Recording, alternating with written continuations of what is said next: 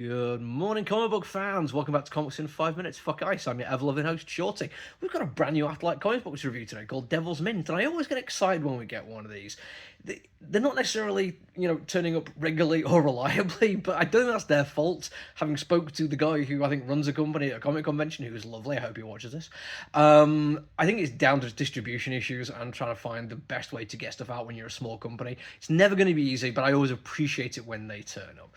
And I have liked every single one. Go back and watch my reviews of them. I always have nice things to say about them. And even when I haven't reviewed them, I've still been reading them because sometimes it's like graphic novel kind of stuff, and I don't have time to do a full 5 minute, a full breakdown of a graphic novel in 5 minutes. It's a bit tricky. But this one came at just the right time for me. I love horror. I've got a subscription to the horror streaming service Shudder, and over the weekend I was dead wax. Really, really nice, very odd, very short TV series set like this in the world of collectibles in their own way. Don't get me wrong, collecting coins is different than vinyl in the same way that it's collecting comic books, but I live in the comic book world.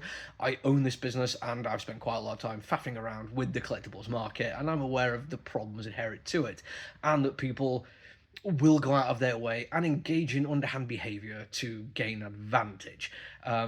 This comic book is dealing with that, but it adds a supernatural element to it. It's a horror story, and I don't mind this because I think every kind of genre fiction book is not really always about the thing they're about. In this particular case, it's not about cursed pirate gold. It's actually just a very nice critique of the kind of unscrupulous people that get involved in the collectible market and engage in less than moral behavior to get more from it. Like I say, my time within the collectible market, I've seen this happen. Not necessarily cursed pirate gold, obviously, but people will engage in shenanigans to affect things, and I don't think this comic book's going to go like quite far into the depths that people can go into. I mean, if you want to do that, just look at the real world. I mean, you can. I kind of think it was like yesterday, or the day before, I saw some stat that like 99% of all stocks traded and owned in the United States of America is done by 1% of the population. That is a messed up situation, and it means that 1% of the population can quite happily and will quite happily manipulate markets to make sure they get as much profit out of it as possible. You go to the other end of it, and it can just be theft, like actual theft of property or intellectual property, or just little bits and pieces done here to nudge the market to a situation where you're going to get more from it. This one goes a little bit more into just what it's like for a company which starts because people love what they do and then gets taken over by profiteers, people who will go out of their way to make as much money as they can in quite underhanded ways and in a short period of time. It's something which I can agree with. I don't run this business to be rich. Sorry if my business partner is watching this. Hi.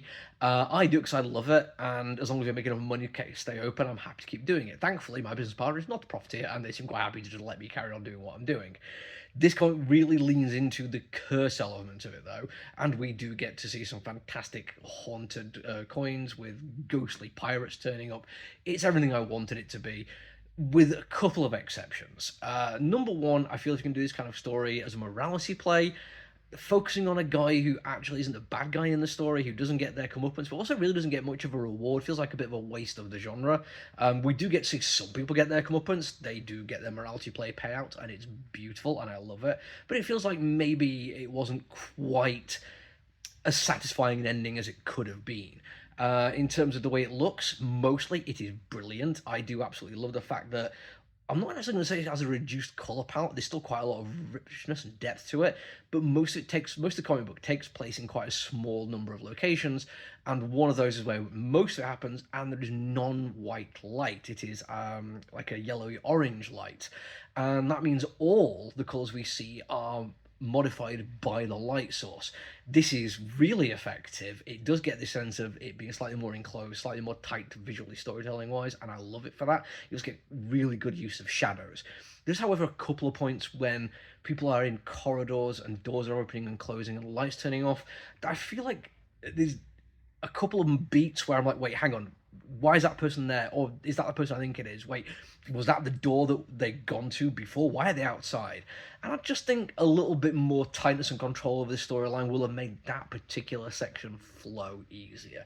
Other than that, though, does everything I wanted to. It is really enjoyable, both visually and storytelling. Just as I say, couple of little beats could have been a little bit better, but I still really liked it. That's it for me for now, though. Until I see you all again, look after yourself, everyone. Stay safe. Bye.